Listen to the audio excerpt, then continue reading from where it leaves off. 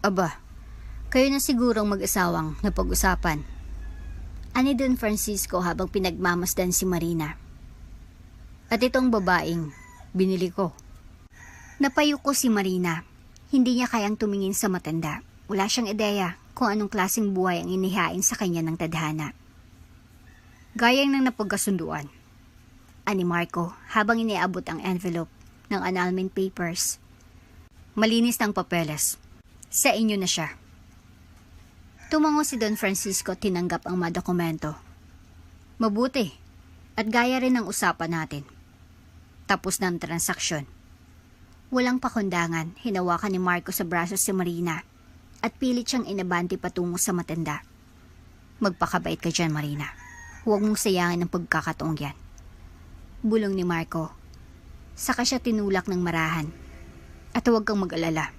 Babayaran ko ang ospital ng inay mo kapag nakatanggap na ako ng dagdag. Walang pasabi, biglang yumuko si Don Francisco at sinuri ang mukha ni Marina. Magandang babae, may mabuting puso, nararamdaman ko. Sambit niya. Hindi para sa akin ang kagandahan mo, Iha. May mas mahalagang dahilan kung bakit kita binili. Bago ka pa lang sa channel neto, ibang kwento ni Ate Jane, istorya mo, ikwento ko. Huwag kalimutang pindutin ang notification bell at subscribe mo. Maaga pa lamang ay tila mabigat na ang hangin sa paligid ng bahay nila Marina. Sa kabila ng sikat ng araw, may malamig na pakiramdam na bumabalot sa kanyang dibdib. May kutob siya. At hindi siya nagkamali. Naupo siya sa gilid ng lamesa habang tinatapunan ng tingin ang isang brown envelope na inabot sa kanya ng isang delivery man. Wala namang sulat o paliwanag, basta't inabot lang ito sa kanyang mga kamay. Pagbukas niya ng sobre, napahawak siya sa dibdib.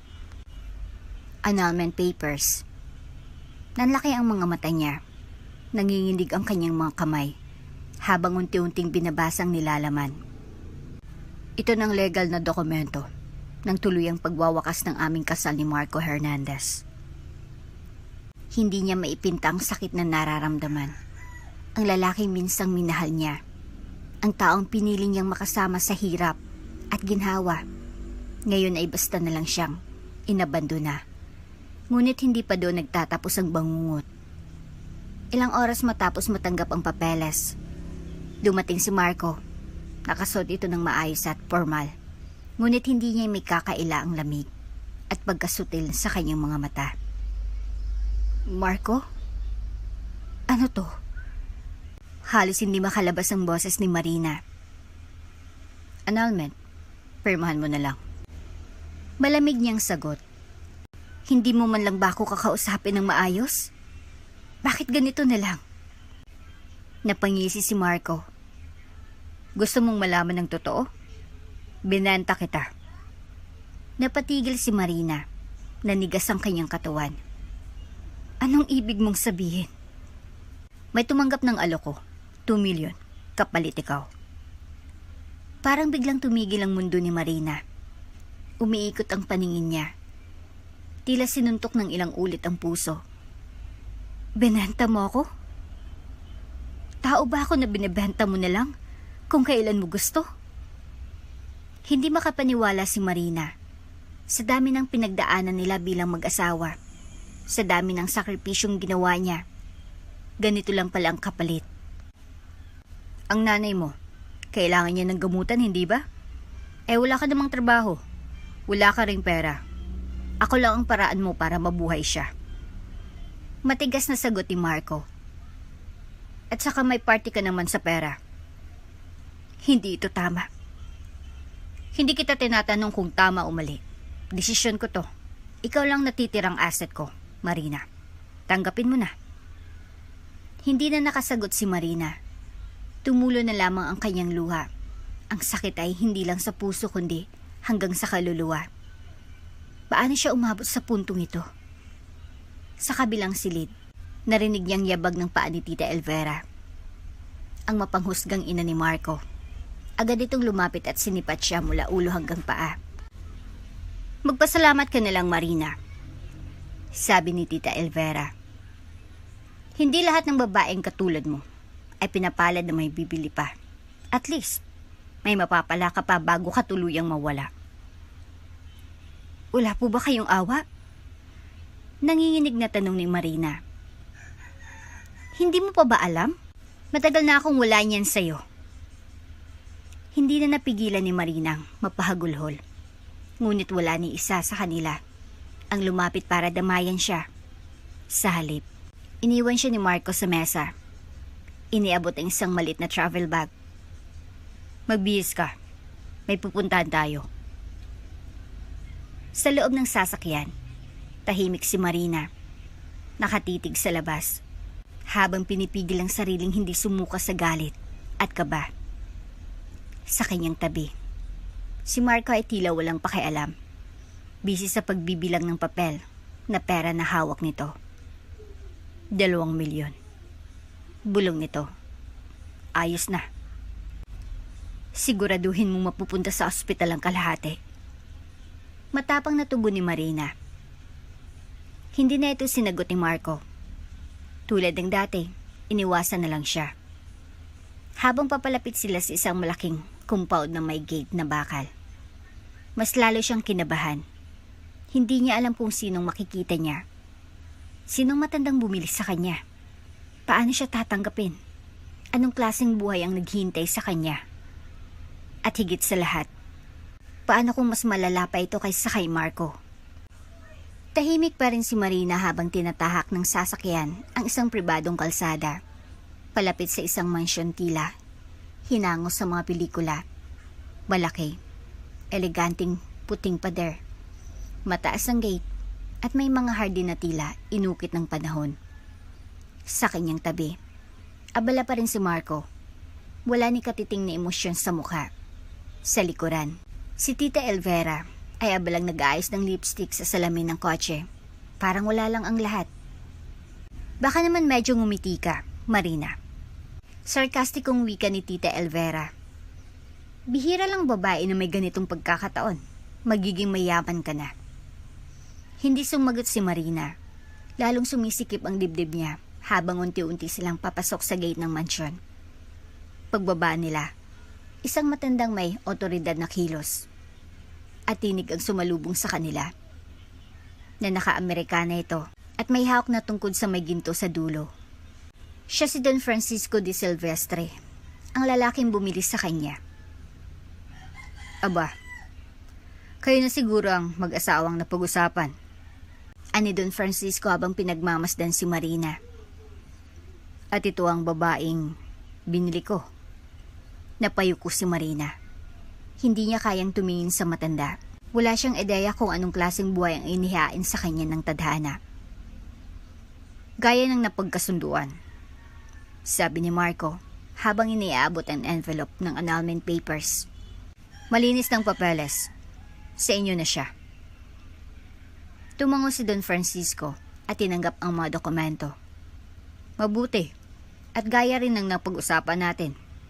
Tapos na ang transaksyon. Walang pakundangan, hinawakan ni Marco sa braso si Marina at pilit siyang iniabante patungo sa matanda. Magpakabait ka dyan, Marina. Huwag mong sayangin ang pagkakataong yan. Bulong ni Marco. Saka siya tinulak ng marahan. At huwag kang mag-alala. Babantayan ko ang ospital ni inay kapag nakatanggap na ako ng dagdag. Walang pasabi. Biglang yumuko si Don Francisco at sinuri ang mukha ni Marina. Magandang babae. May mabuting puso. Nararamdaman ko. Sambit niya. Hindi para sa akin ang kagandahan mo, Iha. May mas mahalagang dahilan kung bakit kita binili. Napakunot ang noo ni Marina. Halika. Utos ni Don Francisco sa kanyang mga tauhan. Dalhin niyo siya sa silid ng apo ko. Sa wakas, magkakaroon na rin ng katuwang sa buhay si Lorenzo. Nabigla si Marina. Apo niyo po? Tumango ang matanda. Oo, siya ang dahilan kung bakit kita kinuha. Hindi para sa akin, kundi para sa kanya. Sa loob ng mansyon, habang sinusundan ng dalawang kasambahay si Marina, hindi niya maipintang nararamdaman, takot, kaba, at pangamba. Lahat ng iyon ay sabay-sabay na bumalot sa kanyang katawan. Ang mga daan sa loob ng mansyon ay tila mga labirento. Pinapaligiran ng mamahaling painting at antigong muebles. Ma'am Marina? Tawag ng isang kasambahay, si Manang Loring. Dito na po ang kwarto ng apo ni Don Francisco. Kumatok sila sa isang itim na pintuan. Walang sumagot. Pagkalipas ng ilang segundo, binuksan na lang ito ni Manang Loring. Pasok na po kayo. Nag-aatubili si Marina pero wala siyang magawa kundi sundin. Pagpasok niya, malamig ang simoy ng aircon sa loob. Tahimik ang buong silid. Napansin niyang may lalaking nakaupo sa gilid ng kama. Nakatalikod, mahabang buhok at tila tahimik na nakikinig sa musika. Excuse me. Mahina niyang sambit. Hindi ito kumilos. Lumapit siya ng marahan pero sa kanyang pagkataranta, nadula siya sa alpobra at napadagan sa likuran ng lalaki. Aray! Sabay na bulalas nilang dalawa. Namilog ang mata ni Marina nang mapansin niyang wala palang suot na pang-itaas ang lalaki. Agad siyang tumayo. Namumula sa kahiyan. Pasensya na po. Hindi ko po sinasadya. Ang lalaki ay si Lorenzo Di Silvestre, ang apo ni Don Francisco. Matangkad, makisig, at bulag. Wala kang dapat ikahiya. Mahinang sambit ni Lorenzo habang nakatingin sa kawalan. Sanay na akong may nababangga dito. Tumango si Marina, pero hindi pa rin napawi ang kahiyan sa kanyang mukha. Sa mismong sandaling iyon, bumukas ang pinto at pumasok si Don Francisco. Apo, wika niya. Ito si Marina, ang magiging asawa mo. Lolo, ano? Matigas na boses ni Lorenzo. Hindi na ako makakatagal, Apo. Gusto kong masigurong may kasama ka bago ako tuluyang mawala. Lolo, ayoko ng ganito. Hindi kita tinatanong kung gusto mo. Ginawa ko ang lahat para sa'yo. Ang huling kahilingan ko, Lorenzo, ay ang magkaroon ka ng pamilya bago ako mawala. Tahimik si Lorenzo. Si Marina naman ay hindi alam kung saan lulugar. Sa wakas, tumango si Lorenzo. Kung iyan ang gusto mo, Lolo, gagawin ko. Hindi niya alam kung anong mas nakakasakit. Ang pagkakabenta niya o ang pagiging regalo sa isang lalaking hindi malang siya tiningnan. Hindi pa rin makagalaw si Marina sa kinatatayuan niya. Matapos ang mabilisang pagpapakilala ni Don Francisco, agad itong lumabas ng silid. Iniwang magkasama ang dalawang taong tila dalawang estrangherong itinulak ng tadhana sa isang kasunduan. Tahimik si Lorenzo. Nakaupo pa rin siya sa gilid ng kama. Nakato ng tingin sa kesame. Bagamat alam ni Marina na hindi ito tunay na tanaw, kundi ang paglalakbay ng kanyang isip sa isang lugar na walang sino man ang makalapit. Hindi niya alam kung paano sisimulan ang pag-uusap. Marina po. Mahina niyang sambit, pilit binabasag ang katahimikan. Tumango si Lorenzo. Hindi siya tinitingnan. Narinig ko na kanina. Ipinakilala ka na ng lolo ko. Hindi agad nakaimik si Marina. Ramdam niyang lamig sa tinig ni Lorenzo. At hindi lang dahil sa aircon ng silid. Ito'y lamig na galing sa loob. Lamig ng pagtutol. Ng paglayo. Pasensya ka na kung nadapa ako kanina. Dagdag pa ni Marina. Pilit ngumiti bagamat alam niyang hindi yun makikita ng kaharap. Huwag kang mag-alala. Hindi ito ang unang beses na may tumumba sa akin sa kwartong ito. Tugon ni Lorenzo, kasunod ang isang mapait na tawa. Hindi alam ni Marina kung dapat ba siyang matawa o malungkot sa narinig. Ilang segundong lumipas bago muling nagsalita si Lorenzo. Hindi ko hiningi ito. Hindi ako sang-ayon sa kasunduang ito.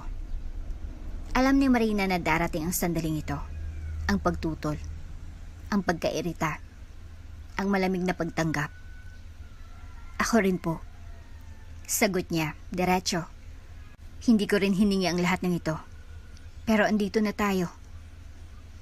Sa unang pagkakataon, bahagyang ibinaba ni Lorenzo ang tingin sa direksyon niya. Hindi mo ba ako kinatatakutan? Hindi. Mariing sagot ni Marina. Bakit ako matatakot sa taong mas may karapatan din na hindi mabuhay sa ganitong kalakaran? Tahimik. Tila may biglang nabasag sa pagitan nila. Isang unti-unting pag-amin na pareho silang biktima ng isang sistemang hindi nila pinili. Opisyal na ipinagdiwang ang simpleng kasal ni na Lorenzo at Marina sa loob ng chapel ng Di Silvestre Estate. Walang mga bisita, walang bonggang handaan, tanging si Don Francisco at ilang kasambahay ang naroon. Habang nagkakasal, tahimik si Lorenzo. Si Marina ay nangingilid ang luha, hindi dahil sa saya, kundi dahil sa lungkot ng pagkakataon.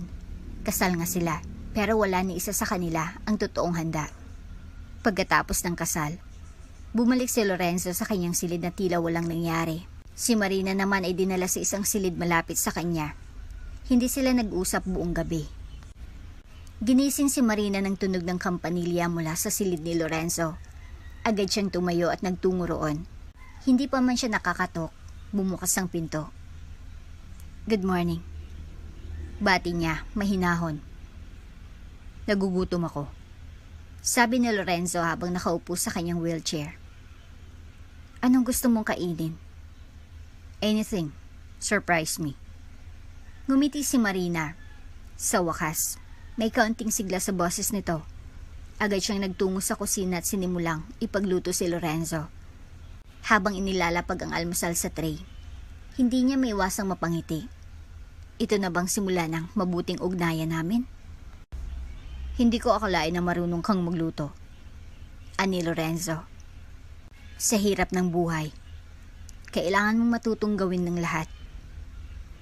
Totoo yan. Sagot niya habang kumakain. Pagkatapos ng almusal, bigla siyang nagsalita. Ilang taon ka na? 25.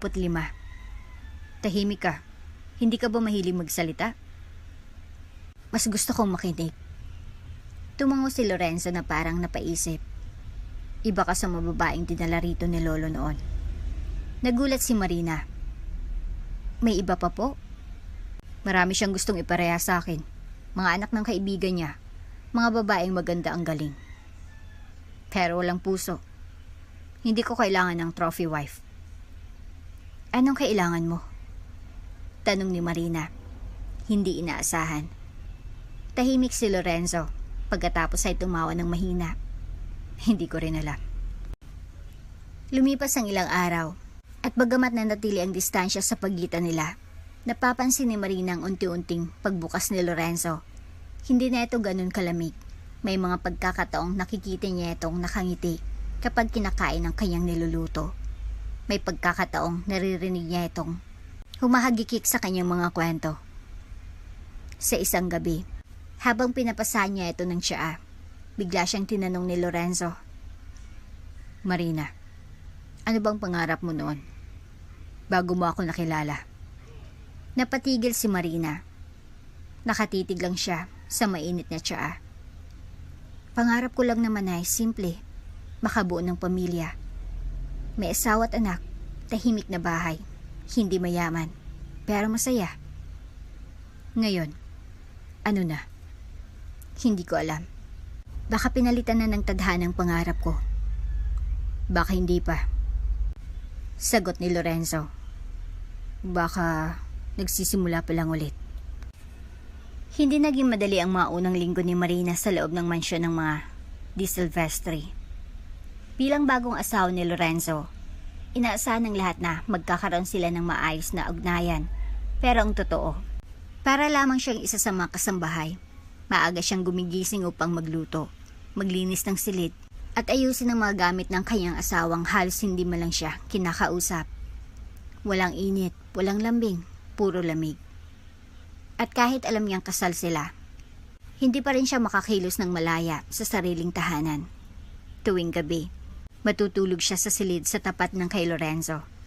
Magkaibang mundo ng dalawang taong ikinasal sa ayaw at sa gusto nila. Ngunit kahit malamig ang trato ni Lorenzo, hindi ito naging dahilan upang sumuko si Marina. Sa bawat araw na lumilipas, Mas pinili niyang manatili, umunawa, at iparamdam sa lalaki na hindi siya isang pabigat, kundi isang kaagapay. Habang pinupunasan ni Marina ang lamesa sa veranda ng mansyon, narinig niya ang mga yapak ni Lorenzo. Nasa kanyang likuran ito. Hawak ang tungkod.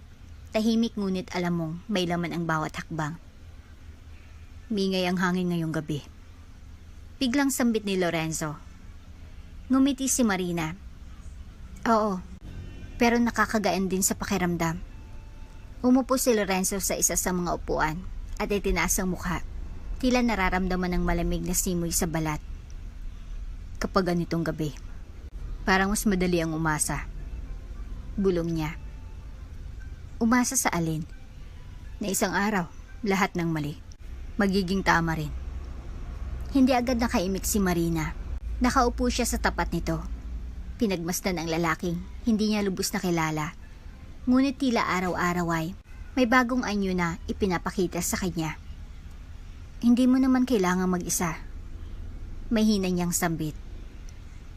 Lumingon si Lorenzo, kahit hindi siya makatingin sa mga mata. At hindi mo kailangang magsayang ng oras sa isang taong sirang-sira na. Hindi ko iniisip yan. Wala akong pinagsisisihan. Napangiti si Lorenzo at doon niya unang nakitang isang anyo nito na bago sa kanyang paningin. Ang ngiti ng isang lalaking sugatan pero marunong pang ngumiti. Ang ngiti ng isang taong unti-unting natututo muling umasa. Mula noon, napansin ni Marina ang maliliit na pagbabagong hindi agad napapansin ng iba. Tuwing umaga, si Lorenzo na mismong nagsasabing, "Good morning." Kapag inaabot niya ang pagkain, may pasasalamat na at kapag gabi na at tahimik na ang buong mansyon, si Lorenzo ay madalas maglakad-lakad kasama siya sa hardin. Bakit hindi ka natatakot sa akin? Minsang tanong ni Lorenzo habang naglalakad sila. Dahil hindi ka nakakatakot. Marami akong galit. Sa sarili ko, sa mundo, sa tadhana. Baka madamay ka lang. Baka kailangan mo lang ng taong handang sabayan ka kahit madilim ang daan. Hindi sumagot si Lorenzo. Sa halip, hinawakan niyang kamay ni Marina. Hindi para sa lambing, kundi para sa gabay. Pero sa pagkakataong iyon, may kakaibang init ang dumaloy mula sa palad nito. Tumagos sa balat ni Marina at sa puso niya. Lumipas pang mga linggo, hindi nila sinasadya, pero unti-unti, may nararamdaman na silang pareho. Ngunit dahil sa hiya at takot sa pagtanggi, pareho nilang piniling itago ito. Si Marina, bawat haplos ng kamay ni Lorenzo ay tinatanggi ngunit kinikimkim. Tuwing napupuri ang kanyang luto, pilit niyang nilalabanan ng kilig na bumabalot sa puso. Si Lorenzo naman, bagamat bulag, ramdam ang init ng presensya ni Marina. Hindi niya ito inaamin sa sarili, pero sa tuwing nawawala ito sa paligid, tila may kulang. Sa isang gabi ng ulan, habang nakakulong sila sa loob ng veranda, nagtanong si Lorenzo, "Marina, anong pakiramdam kapag minahal ka ng totoo?" Hindi agad sumagot si Marina, pero sa loob-loob niya, nais niyang sabihin, "Ganyan ang nararamdaman ko kapag kasama kita." Para kang nakakahanap ng tahanan kahit saan ka mapunta. Sagot niya sa dulo. Masarap siguro yun. Masarap at nakakatakot. Bakit? Dahil baka mawala rin. Tahimik si Lorenzo. Hanggang sa nagsalita siya ulit. Halos pabulong. Hindi ko pa siguro kaya, pero gusto kong matutunan. Napapikit si Marina sa braso ng upuan. Hindi niya alam kung paano pipigilan ang puso niyang unti-unting natututong umibig muli. At sa isang lalaking hindi man siya lubusang nakikita, ay tila mas nakakakilala sa kanya kaysa sa sinuman. Maagang gumising si Marina sa araw na iyon. At kahit hindi siya sanay sa katahimikan ng mansyon, parang naging bahagi nito ng kanyang umaga. Habang inihanda niyang agahan ni Lorenzo, isang simpleng sinangag na may danggit at itlog na maalat. Napangiti siya. Hindi niya alam kung bakit, pero sa tuwing nagluluto siya para kay Lorenzo, Parang may kakaibang sigla sa kanyang katawan. Parang asawa talaga.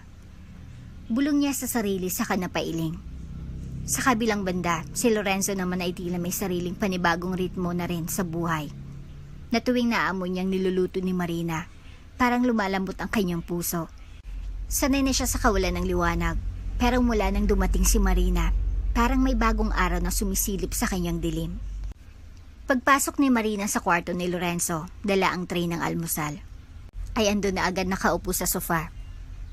"Good morning," bati niya. "Alam mo bang inaabangan ko ang pagdating mo tuwing umaga?" Wika ni Lorenzo, bahagyang nakangiti. Namula si Marina, pero pinigilan ng sarili. "Dahil sa pagkain?" "Hindi lang. Kasama na rin." Sandaling katahimikan. "Teka," dagdag pa ni Lorenzo. "Ano nga bang suot mo ngayon?" "Ha?" "Naintriga lang ako. Palagi kang may kakaibang tunog kapag naglalakad. Parang palda? O kaya may tali?" Napatawa si Marina. "Naka-floral dress ako ngayon. Mukhang bagay sa'yo." Natahimik si Marina. Hindi siya sanay na pinupuri, lalo na ng isang lalaking bulag. Pero ang mga papuring nanggagaling kay Lorenzo, tila totoo, tila galing sa puso. Mula sa pagsasama nila sa kusina hanggang sa simpleng pagkukwentuhan sa gabi. Mas lalo silang napapalapit sa isa't isa. "Paborito kong parte ng ayaw ay ang gabi." Wika ni Lorenzo, minsan magkasama sila sa hardin. "Bakit?" tanong ni Marina. "Kasi kahit lahat ay nakapikit. Alam kong pantay-pantay tayo. Walang nakakakita, walang hinuhusgahan, lahat bantay sa dilim." Nag-isip si Marina. "Pero hindi mo ba gustong muling makakita?" Tahimik si Lorenzo. "Gusto, pero natatakot din." "Bakit?" "Baka kapag nakita ko na ulit ang mundo, hindi ko na gusto ng mga taong bahagi ng dilim ko." Napalunok si Marina. "Kasama ba ako doon?" "Hindi kita tinutukoy," sabi niya. "Ikaw nagsilbing liwanag habang ako'y nasa dilim." Sa isang maulan na hapon, nasa veranda naman sila nang biglang bumuhos ang ulan. "Siguro kung makakakita ako ngayon, maganda itong tanawin," ani Lorenzo. "Maganda nga, pero mas maganda ang pakiramdam." Wika ni Marina habang pinagmamasdan ang pagbagsak ng ulan sa halamanan. "Turuan mo ako makita gamit ang puso," biglang sambit ni Lorenzo. Nagulat si Marina. "Ha? Pikitin mo ang mga mata mo. Tapos, sabihin mo sa akin kung anong hitsura mo." Natawa si Marina sa kahilingan. "Bakit mo naman gustong malaman?" "Dahil gusto kong makita ang babae nagpapasaya sa araw ko." Natahimik si Marina. "Okay," bulong ni Marina. Pumikit siya at nagsimulang ilarawan ng sarili. "Mahabang buhok ko, itim, medyo kulot sa dulo, malit ang ilong ko. At madalas sabi nila, malungkot ang mga mata ko, pero kapag masaya ako, hindi ko mapipigilang ngumiti. Sabi nila, nakakahawa raw." Habang nagsasalita si Marina, mahabang inabot ni Lorenzo ang kanyang kamay. "Ang ganda mo." Mahinang sambit nito. Ramdam ni Marina ang panginginig sa kanyang balat. Hindi ito dahil sa lamig ng ulan, kundi sa init ng damdaming pilit nilang itinatago. Sa kalangitan ng isang tahimik na gabi, habang binibigyan ni Marina ng tsaa si Lorenzo, bigla itong nagsalita. "Marina, kapag natutunan kitang mahalin, matatakot ka ba?" "Ha? Matatakot ka bang mahalin ng isang tulad kong hindi ka lubos na makita?" Hinawakan ni Marina ang tasa at inalapag sa mesa. Dahan-dahan siyang lumapit kay Lorenzo at naupo sa tabi nito. "Hindi ako natatakot," sagot niya. "Bakit?" "Dahil hindi ko rin alam kung kailan, pero parang minamahal na rin kita." Natigilan si Lorenzo, halos hindi makapaniwala. Marahan niyang inabot ang pisngi ni Marina at sa unang pagkakataon, idinantay niya ang kanyang noo sa noo nito. Hindi ko man makita ang mga mata mo, pero nararamdaman kong sinseridad ng puso mo. Tahimik ang buong mansyon. Sa unang pagkakataon matapos ng maraming linggo, masayang paligid, may mga ngiti, may mga kulitan. Si Lorenzo at Marina, bagamat tahimik pa rin ang kanilang ugnayan sa papel, ay tila hindi na lamang dalawang estrangherong magkasama sa isang bubong. May halakhak sa pagitan nila, may ngiti, may damdaming hindi man lubos na binigkas, ay nagsisimula ng maramdaman. Ngunit sa gitna ng katahimikan, may paparating na unos. Maaga pa lang ay nakatanggap na ng tawag si Marina mula sa ospital, kung saan nakaratay ang kanyang ina. Mama Marina, paumanhin po. Ngunit kailangan na pong bayaran ang natitirang balanse ng inyong ina. Kung hindi po, ititigil na po ang gamutan niya.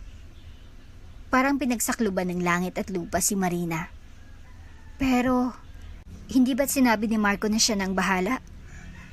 Wala po kaming natanggap mula sa taong iyon. Kayo na lang pong magbayad nitong mga nakaraang linggo. Napakayum ang kamao ni Marina. Pinagsinungalingan ako ni Marco. Dahil sa matinding pag-alala, agad na nagtungo si Marina sa dating tirahan ni Marco upang alamin ang katotohanan. Habang nasa labas siya ng bahay, nakita niyang may babaeng lumabas, makinis, sosyal, at naka-sunglasses. Si Vanessa Arances. Napasinghap si Marina. Siya ang ex ni Lorenzo? At hindi lang iyon, sa loob ng bahay, nakita niyang lumabas si Marco, hawak ang kamay ni Vanessa. Marco! Sigaw ni Marina, galit na galit. Marina? Nagulat si Marco. Anong ginagawa mo dito? Akala ko ba babayaran mong ospital ni Mama? Bakit sinabi ng ospital na hindi ka nagbigay ni isang sentimo?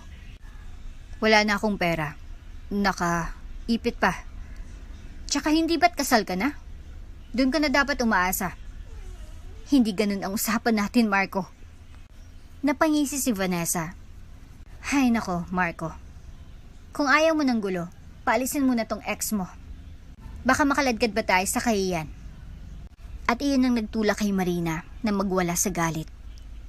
Wala kayong puso. Niloko mo ako. Pinamigay mo ako.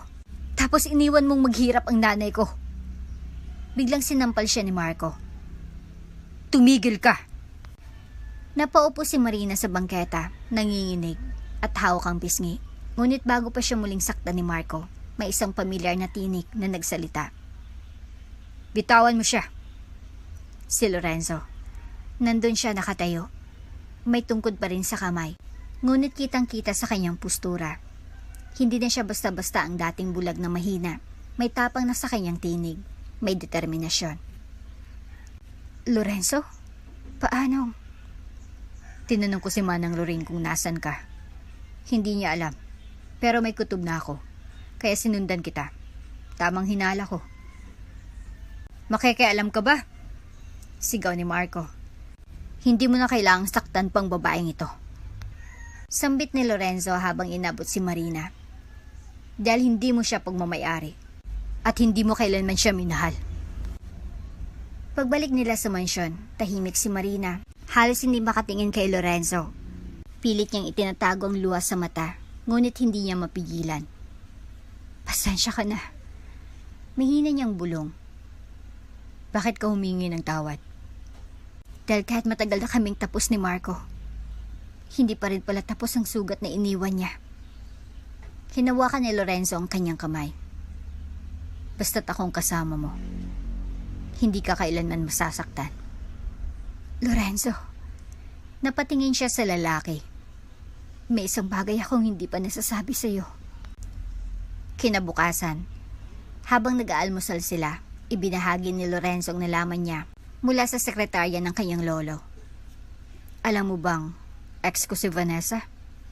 Nabigla si Marina. Anong ibig mong sabihin? Siyang babaeng iniwan ako nung mabulag ako. Tapos, siya rin ang pinili ni Marco?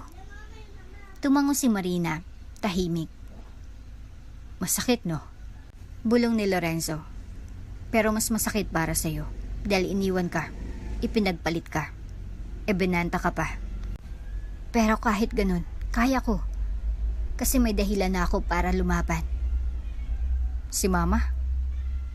Tumango si Marina. At ikaw? Hindi nakaimik si Lorenzo. Sa kauna-unahang pagkakataon, hindi lang simpatsya ang nakita niya kay Marina, kundi lakas. Lakas na kahit anong sakit ay kaya niyang harapin. Sa mga sumunod na araw, hindi na muling binanggit ni Lorenzo ang nangyayari. Ngunit sa likod ng lahat, lihim siyang nakipag-ugnayan sa ospital. Siya na mismong nagbayad sa lahat ng utang ni Marina. Tinanggap na rin ng bagong doktor ang kanyang ina para sa isang bagong treatment program. Hindi ito ipinaalam ni Lorenzo kay Marina. Ayaw niyang maramdaman ng babae na may utang na loob ito sa kanya. Ginawa niya iyon dahil mahal niya na ito. At iyon ang una niyang pag-amin sa sarili. Lumipas ang ilang linggo mula nang iligtas ni Lorenzo si Marina mula sa kamay ni Marco. Sa panahong iyon, mas lalong tumibay ang samahan nila. Minsan, sabay silang kumakain ng agahan sa veranda. Minsan, tahimik silang naglalakad sa hardin habang hawak ang isa't isa. Hindi man verbal, pero malinaw. May damdaming namamagitan sa kanilang dalawa. At sa bawat araw na lumilipas, mas tumatatag ang tiwala at pag-aalaga ni Lorenzo kay Marina. Nasa kusina si Marina, abala sa paghanda ng almusal. Nakasuot siya ng puting apron habang hinahalo ang champurado sa kawali. May mahinang musika mula sa radyo. Tahimik, simple, at payapang umaga. Biglang pumasok si Manang Luring. "Ma'am Marina, hinahanap po kayo ni Sir Lorenzo." "Ha? Ang aga naman. May kailangan ba siya?" Ngumiti si Manang Luring. "Hindi ko po alam, pero may dala siyang mga bulaklak." Natigilan si Marina. "Bulaklak?" Paglabas niya sa hardin, nandun si Lorenzo, nakatayo sa gitna ng damuhan, hawak ang isang bugkos ng pulang rosas. Sa likod niya, may simpleng mesa na inayos. May puting mantel, may tinapay, at may kape. "Good morning," bati niya. "Nagulat ka ba?" "Opo, pero magandang gulat," sagot ni Marina, hindi may itago ang ngiti. "Alam kong hindi ko pa ito nasasabi, pero gusto ko sanang bumawi," ani Lorenzo habang inaabot ang bulaklak. "Sa lahat ng pagdurusang dinanas mo, sa lahat ng pagkakait ng respeto sa'yo, gusto kong malaman mo na, sa bahay na ito, minamahalaga ka." Napatitig si Marina sa bulaklak. "Salamat, Lorenzo." Ngunit bago pa siya makapagsalita ulit, lumuhod si Lorenzo. "Marina Ledesma, hindi ko hinihingi ang kasal natin. At alam kong hindi rin ikaw. Pero sa bawat araw na kasama kita, unti-unting nabago ang paniniwala ko tungkol sa pagmamahal, sa tiwala, at sa pag-asang pwede pa akong maging masaya." Nanlaki ang mata ni Marina. Halos hindi makapaniwala sa kanyang narinig. "Ngayong nakita ko na ulit ang liwanag sa mundo. Gusto kong masimulan ulit ang ating pagsasama, hindi dahil sa kasunduan, kundi dahil sa pag-ibig." Hinugot ni Lorenzo ang isang maliit na kahon mula sa kanyang bulsa. Binuksan niya ito. Isang simpleng singsing ang laman. "Pakakasalan mo ba ako?" "Muli. Pero ngayon, bilang lalaking umiibig, at hindi lang bilang lalaking nagmana ng pangalan." Tumulang luha ni Marina. Hindi siya makapagsalita. Tumango lang siya. At sa gulat ni Lorenzo, agad siyang lumuhod din at niyakap ito. "Oo, Lorenzo. Oo." Kinagabihan, habang mag-asamang nagpapahinga sa veranda, pinatong ni Marina ang kanyang ulo sa balikat ni Lorenzo. Tahimik nilang pinapanood ang langit, bagamat isa lang sa kanila ang tunay na nakakakita rito. "May gusto akong sabihin," bulong ni Marina. "Buntis ako." Napatingin si Lorenzo. "Ano?" "Buntis ako, Lorenzo. Magiging ama ka na." Hindi ka agad nakapagsalita si Lorenzo. Halos hindi makapaniwala. Tumayo siya at hinawakan ang magkabilang kamay ni Marina.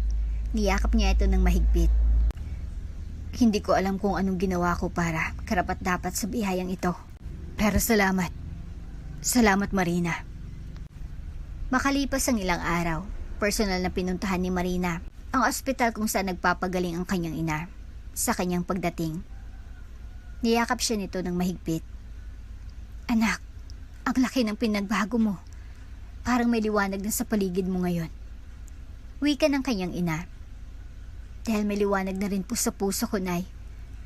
Nang gabing iyon, habang natutulog si Marina sa tabi ni Lorenzo, tuluyan niya nang pinutol lahat ng ugnayan kina Marco at Tita Elvera. Sa tulong ng mga abogado ni Don Francisco, naihain ng legal na restraining order laban sa dating asawa at sa mapanirang biyanan. Wala nang dapat katakutan, wala nang dapat ikatakot. Unti-unting bumalik ang paningin ni Lorenzo.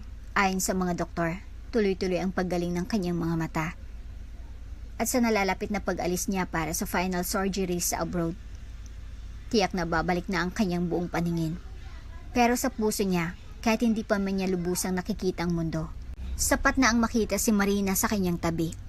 Hindi na itong babaeng ibinenta, ito ng babaeng iniibig, at ang babaeng magiging ina ng kanyang anak. Tahimik ang buong mansyon ng Di Silvestre, pero sa loob ay may ginagawang masayang sorpresa. Pasabala si Marina kaysa sa nakaraan. May hawak na listahan, naka-apron at masigla habang kinakausap ang mga tauhan. Siguraduhin yung nakaayos ang malobo sa may beranda. Doon natin siya ibubulaga mamaya. Utos ni Marina habang bitbit ang tray ng cupcake na siya mismong nag-bake. Lumapit si Manang Loring at ngumiti. Ma'am Marina, excited na kayo ha? Sigurado bang hindi tayo mabubuko nito ni Sir Lorenzo? Ngumiti si Marina. Hawak ang tiyan niya. Wala siyang kaide-ideya. Sa tingin niya, regular lunch lang ito. Sa pagdating ni Lorenzo sa veranda, kasabay ng pag-ikot niya sa mansyon para magpainit, biglang bumukas ang kortina, sumabog ang konfeti, at narinig ang sabayang sigaw. Happy birthday, Lorenzo! Napatigil siya. Nakatayo sa gitna ng veranda si Marina. May hawak na maliit na cake na may nakasinding kandila. Nakapaligid ang ilang kaibigan ng pamilya, mga tauhan ng bahay, at mismong si Don Francisco. Hindi mo sinabi sa akin. Aniya, hindi makapaniwala. Hindi ko kailangan. Sagot ni Marina habang inaabot ang cake. Dahil gusto ko lang ipaalam sa iyo. Sa lahat ng araw sa buhay mo, gusto kong akong unang bumati sa iyo. Tahimik si Lorenzo, tumulang luha sa kanyang mata. Hindi dahil sa pagkabigla, kundi dahil sa kagalakan. Ito na yatang unang beses na ipinagdiwang niya ang kanyang kaarawan na tunay siyang masaya. Sa loob ng maliit ngunit masayang handaan, ipinakilala ni Marina ang sarili sa mga kaibigan ni Lorenzo. Ang ilan sa kanila ay dati niyang naririnig sa mga kwento, ngunit ngayon lang niya personal na nakilala. Siya si Marina, ang asawa ko. Buong pagmamalaking pahayag ni Lorenzo. Ang swerte mo, bro. Biro ng isa sa mga kaibigan nito. Napakaganda at mukhang sobrang bait. Minsan lang talaga umikot ang mundo. Sagot ni Lorenzo. At nang umikot ito, siyang dinatnan ko. Napatingin si Marina sa kanya, namumula ang pisngi. Hindi man verbal ang lahat, ngunit ramdam ng mga tao ang pagmamahalan sa pagitan nila. Kinagabihan, matapos ang kasiyahan, nagtungo si Marina sa grocery kasama si Manang Loring upang bumili ng ilang gamit. Habang nakapila sa cashier, biglang may lumapit sa likuran niya. Tulong naman, Marina. Bayaran mo muna itong pinamili ko. Pamilyar ang tinig, malamig, matigas. Tita Elvera. Nakasuot ito ng makukulay na damit, maraming alahas, at tila bagong kulay ang buhok. Hindi makapaniwala si Marina. Anong ginagawa ninyo dito? Wala na kasing laman ng card ko. Napagastos kasi ako. Alam ko naman may pera ka na. Total, asawa ka na ng mayaman. Napalingon ng cashier at ang mga tao sa paligid. Ramdam ni Marina ang pamimintas sa mga mata ng iba. Pero hindi siya papayag na yurakan na naman siya sa harap ng maraming tao. Hindi ko na po kayo obligasyon, tita. Diretsong sagot niya. Wala na po kayong karapatang hingan ako ng kahit ano. At kung ayaw ninyong mapahiya, mas mabuting ibalik nyo na lang yung pinamili nyo. Wala kang utang na loob. Hindi po lahat ng tulong ay kailangang suklian ng buong buhay. At hindi rin po kasalanan ang lumayo sa mga taong sinaktan ka ng paulit-ulit. Binalingan ni Marie ng cashier. Paki-void na lang po ng transaction ng nauna. Kami na pong susunod. Walang nagawa si Tita Elvira, kundi ang umurong, tumalikod at nanlilisik ang mga mata. At galit na galit sa hindi inaasahang pagkatalo. 2 araw matapos ang kaarawan ni Lorenzo, naghanda na ito para sa pag-alis patungong Singapore para sa kanyang final eye surgery. Ipinangako niyang tatawag araw-araw at sa oras na matapos ang operasyon at makumpirmang ligtas, babalik siya agad sa Pilipinas. Sa paliparan, hawak ni Marina ang kamay nito habang nagpapaalam. Anong gusto mong pasalubong? Tanong ni Lorenzo, tila binibiro siya. Wala, sagot ni Marina. Ikaw lang ang gusto kong bumalik. Humagikik si Lorenzo. 1 buwan lang to. Pagbalik ko, buong buo na ako. At buong buo na tayo. 3 linggo nang lumipas mula nang lumipad si Lorenzo patungong Singapore para sa kanyang final eye surgery. Gabi-gabi ang tawagan nila ni Marina. Maayos ang kondisyon niya. At ayon sa mga doktor, maaring bumalik ang paningin niya ng buo. Isang himala kung tutuusin. Sa mansyon, nanatiling tahimik ang lahat. Si Don Francisco ay paminsan-minsan bumibisita upang kumustahin ang apo. Si Marina naman ay abalang nag-aayos ng nursery room para sa kanilang magiging anak. Ngunit sa ilalim ng katahimikang iyon, may paparating na panganib. Isang hapon habang nagpapahinga si Marina sa veranda, tumunog ang kanyang cellphone. Anong number? Nag-alangan man, sinagot niya ito. Hello? Aba, ang babaeng yumaman, kumusta mahal? Si Marco. Nanlamig ang katawan ni Marina. Anong kailangan mo, Marco? Tulungan mo ako. Bigyan mo ako ng pera. Alam kong marami ka na ngayong pera sa mga Di Silvestre. Bigay mo na lang yung party ko. Party ko sa iyo. Walang party sa akin ng isang katulad mo. Mariing sagot ni Marina. Natawa ito sa kabilang linya. Talaga lang? E di paano kung sabihin kong plano naming pasukin ng mansyon mamayang gabi? Wala naman dyan ang may-ari, di ba? Agad na napaurong si Marina sa kinaupuan. Anong sinasabi mo? Simple lang, Marina. May kaunting utang akong kailangang bayaran at sigurado akong maraming kayamanan sa bahay na yan. Kailangan ko lang ang loobin mo. Kung ayaw mo mapahamak, sumama ka na lang sa amin. Hindi na siya sumagot. Agad niyang binaba ang tawag at kinontak si Don Francisco sa kabutihang palad. Naroon na pala ito sa loob ng mansyon at agad na nagpadouble ng security. Ilang oras ang lumipas, gabi na. Lahat ng ilaw sa labas ay bukas. May mga tanod na nagbabantay sa paligid, ngunit hindi pa rin mapakali si Marina sa kanyang sinapupunan. Tila ramdam ng kanyang anak ang kaba. Hindi kita pababayaan. Bulong niya. Nang biglang, kabog. Isang malakas na pagsara ng gate ang narinig sa likod ng bahay. Napatayo si Marina at agad siyang lumabas sa sala. Tumambad sa kanya si Marco, pawisan, mukhang lasing, at may dalang bakal sa kamay. Akala mo makakatakas ka sa akin? Lumayo ka, Marco. Sigaw ni Marina habang hawak ang telepono para tumawag ng tulong. Ngunit bago pa siya makapindot, inagaw ito ni Marco at itinapon sa sahig. Ano bang meron ka na wala ko, ha? Akala mo may nararapat sa'yo? Na dahil lang minahal ka ng bulag na iyon, ay biglang ikaw na ang reyna? Hindi mo ako kayang saktan. Nanginginig na bulong ni Marina. Hindi mo na ako kaya. Talaga lang? Akma na siyang lalapit. Bitawan mo siya. Mula sa may pintuan, isang malakas na tinig ang umalingaw-ngaw. Si Lorenzo. Nakatayo ito sa may pintuan. Hindi na nangangapa. Hindi na nakadepende sa tungkod. Huwag kang lalapit sa asawa ko. Matigas niyang tinig. Lorenzo? Gulat na tanong ni Marina. Tumango ito at tuluyang lumapit sa kanya. Inabot ang kamay ng asawa at tinitingnan siya sa mata. Ang ganda mo pa rin, katulad ng unang araw na nakita kita sa imahinasyon ko, pero mas maganda ka sa totoong buhay. Bumalik ng paningin mo? Lumuluhang tanong ni Marina. Tumango si Lorenzo. At ang unang taong gusto kong makita ay ikaw. Napakadrama niyo naman, sabat ni Marco. Akala mo teleserye. Isang malakas na suntok ang binitaw ni Lorenzo. Nakaupo si Marco sa sahig.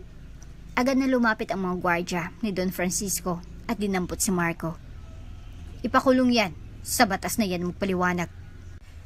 Pagkatapos ng gulo, habang tahimik silang dalawa sa hardin, lumod si Lorenzo sa harap ni Marina. Ngayon na lubos ko nang nakikita ang mundo. At higit sa lahat, ikaw. Handa na akong ipangako sa iyo ang buong buhay ko. Makalipas ang ilang buwan mula nang tuluyang bumalik ang paningin ni Lorenzo at maipakulong si Marco. Panibagong kabanatang binuksan sa buhay ni Marina. Hindi na siya ang babaeng ibinenta, iniwan at pinagsamantalahan.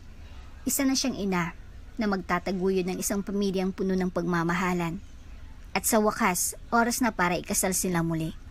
Hindi dahil sa kasunduan, kundi dahil sa malayang pasya ng dalawang pusong tunay ng nagmamahalan. Simbahan ng San Lorenzo. Malawak ang mga pintuan, may mga puting bulaklak na nakalinya sa aisle at musika ng kwartong isang maririnig sa loob. Nakatayo si Lorenzo sa harap ng altar, nakasuot ng puting barong. Hawak ang singsing na siyang magbubuklod sa muli nilang pag-iisa. Sa pagbukas ng pinto, bumungad si Marina, nakasuot ng simpleng ivory gown, may bahagyang umumbok sa kanyang tiyan. At nakangiti habang unti-unting lumalakad papalapit sa lalaking tunay niyang minahal. Napaiyak si Lorenzo. Ang ganda mo. Bulong niya nang magkatabi sila sa altar.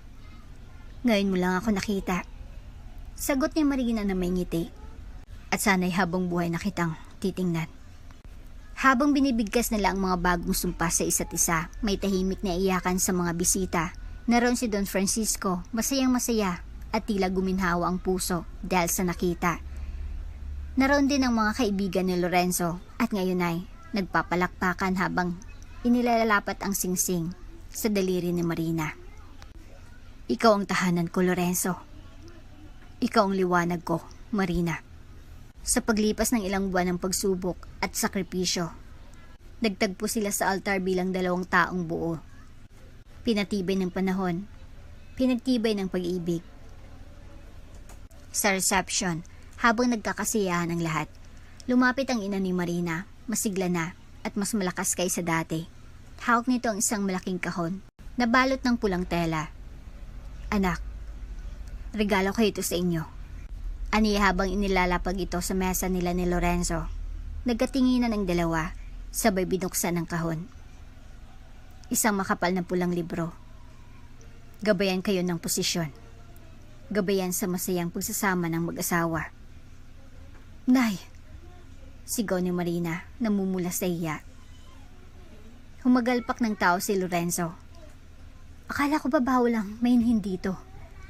Ngunit ang tawa ng kanyang ina ay hindi mapipigilan. Bigyan niyo ako ng marami-raming apo ha? Sayang ang libro. Napahawak si Marina sa noo habang si Lorenzo naman ay ngumiti at hinila ang kanyang asawa papalapit. Let's kiss. Sigaw ng mga bisita habang pinapadyak ang kanilang mga baso. Hinawakan ni Lorenzo ang mukha ni Marina. Hindi ko man makita noon ang mundo.